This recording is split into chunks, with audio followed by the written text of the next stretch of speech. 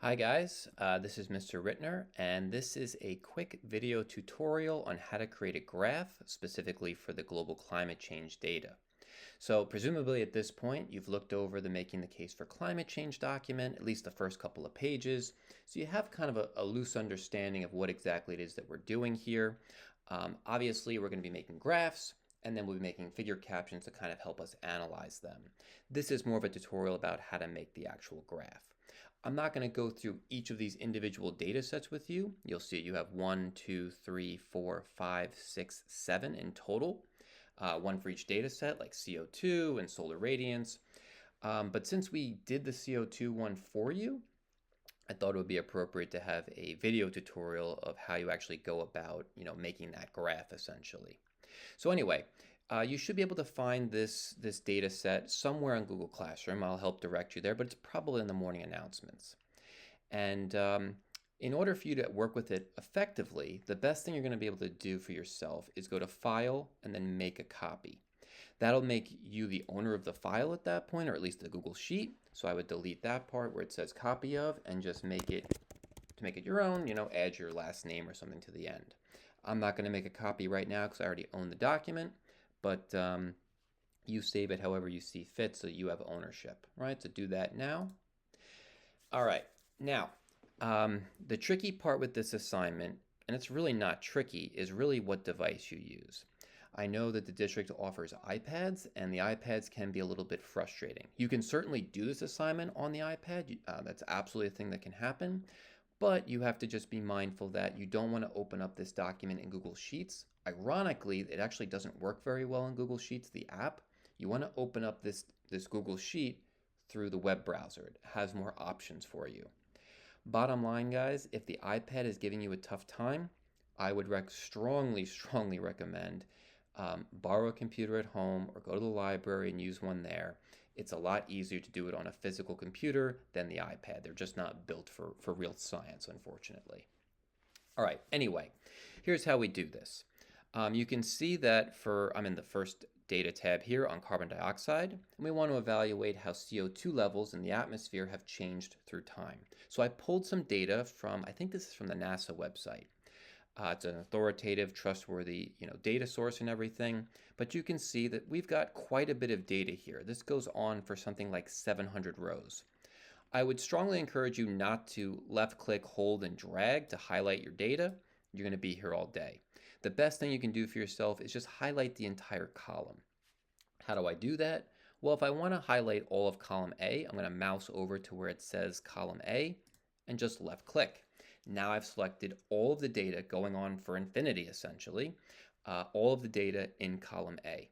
I also want to do the exact same thing for column B. So if I mouse over and click where it says B, I can do that as well. The problem is I want both together. So the best way to do that is, again, we'll select column A and then hold down the Shift button and select column B. What you're doing is telling the computer that I want to grab everything from column A to column B. If I selected column A and then did Shift and selected column F, I would grab columns A, B, C, D, E, and F. Just a quick, easy way to select your data. Now the data has been selected, the computer knows where it's looking, and you can go ahead and program it to go ahead and make your graph. To do that, we're going to go to Insert and then select Chart. Now, right away, we just want to double check a couple of things, right? You can see I've got some notes here to keep you, thinking about how to make your graph as effective as possible. But we're dealing with change over time, right? Change of CO2 level over time in terms of dates. And so the most appropriate graph type here would be a line graph. And lucky for us, the Google Sheets knew to do that.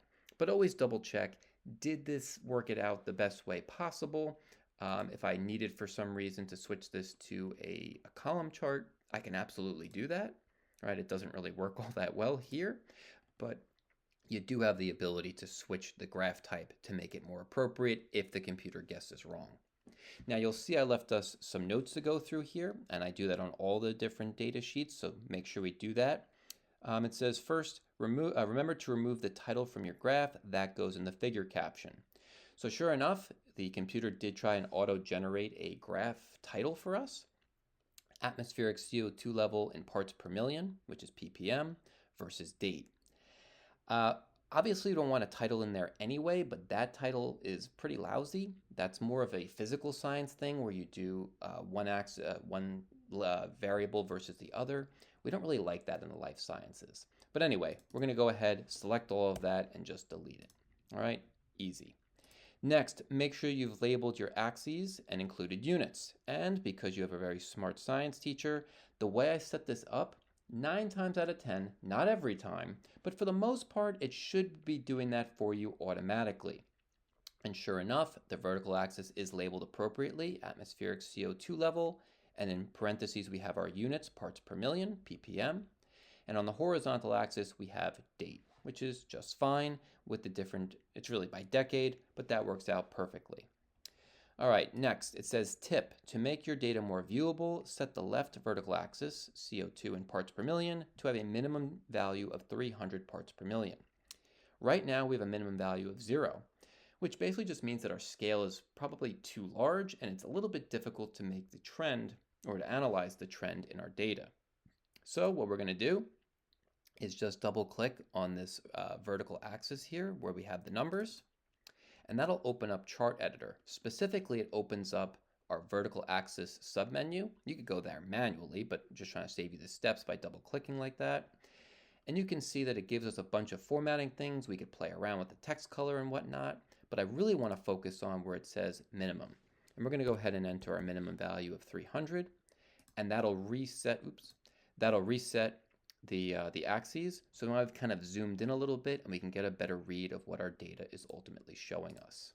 All right, we'll close out of Chart Editor. We have another tip though. Add a trend line and R-squared value to better establish the overall pattern displayed in the data. Okay, that's not too bad. A trend line you guys should already be familiar with. Basically, we're going to plot a line that would basically intersect as many of the data points as possible. Very useful for helping us to visually analyze correlation. Do we have positively correlated variables where one variable is increasing and the other one's increasing in response? Do we have a negative correlation where one is increasing, the other one's decreasing? Or maybe we have no correlation, that the variables just are not related at all. That can happen as well and will happen with some of the data here. So anyway, we want to plot that as well as calculate an R-squared value. Again, you should have already read over Making the Case for Climate Change, and you'll see that there is a description of R-squared values. In short, this is a statistical test. It's basically telling us, is our data actually significant? Was there a real relationship, or maybe just a superficial one? Essentially, the R-squared values range between 0 and 1. The closer to 1, the stronger the correlation, the stronger the significance of the data. Or if they're closer to 0, the less significant. In other words, there is no real relationship between the data variables. So let's try it out. The best way to access this, since we're going to do it for our our series of data here in blue, is let's just go ahead and if we double click, that'll open up Chart Editor again. Specifically, we're in the series submenu, and you can see we've already highlighted atmospheric CO2 level in parts per million. Everything looks good here, but I'm going to scroll down, and you'll see I have some checkboxes. Let's go ahead and hit trend line. All right, that's going to add a, oops, I don't know what I just did there. There we go. I just undid that.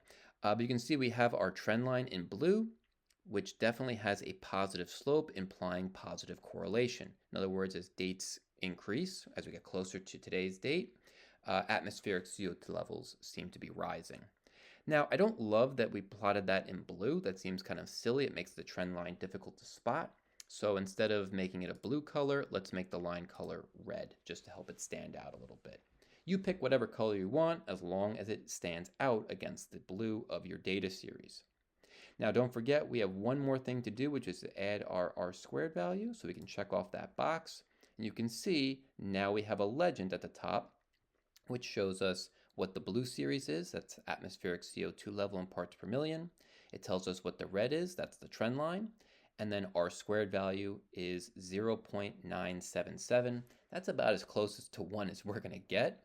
And that implies very, very strong correlation with our data. In other words, this is not just a visual trick or gimmick. there's actually a real statistically significant pattern going on here. As time goes on, atmospheric CO2 levels are increasing. Guys, at this point, our graph is done. You can just sort of copy and paste that into the Making the Case for Climate Change document. You'll do the exact same procedure, more or less, for the other series here, like solar radiance, temperature, ocean acidification, sea level, glaciers, and carbon emissions. It should be pretty straightforward. Just make sure that once you've created your graph by highlighting your data series, go through my notes and tips and stuff to make sure you've made your data as appropriate as possible. And if you have any questions, you'll let me know. But again, iPad users, just a shout out. Remember, when in doubt, use a real computer. The iPads don't do great with this kind of stuff. They're not really built for it. It can be done. Just make sure you're not using the Google Sheets app. Use the web browser. Anyway, guys, I hope that was helpful, and I'll see you in class. Bye now.